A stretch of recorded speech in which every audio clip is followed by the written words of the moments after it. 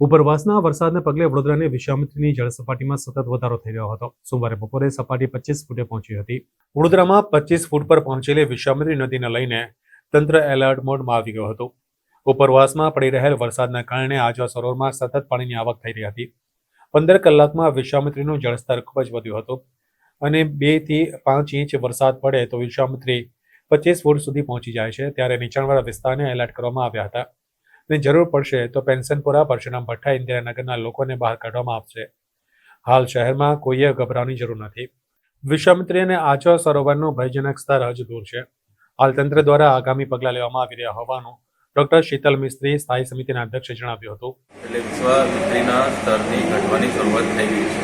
ગ્રામ્ય વિસ્તારમાંથી છેલ્લા 24 કલાકમાં વધુ પાણી એકત્ર થઈ હવે વિશ્વામિત્રીનું સ્તર ઘટી રહ્યું છે. જો વરસાદ નહીં આવે તો કોઈ પણ ચિંતાનું કારણ અત્યારે છે નહીં અને અત્યારે યલો એલર્ટ ચાલી રહ્યો છે. નાનો મોટો વરસાદ અપેક્ષિત છે પણ મોટા વરસાદની કોઈ આગાહી છે નહીં, એટલે ગભરાવાની જરૂર નથી. પણ નીચાણવાળા વિસ્તારના લોકોને અલર્ટમાં હજી પણ રહેવાની જરૂર છે જ્યાં સુધી વિશ્વામિત્રીનું સ્તર 20 કે 22 ફૂટની આજુબાજુ નથી.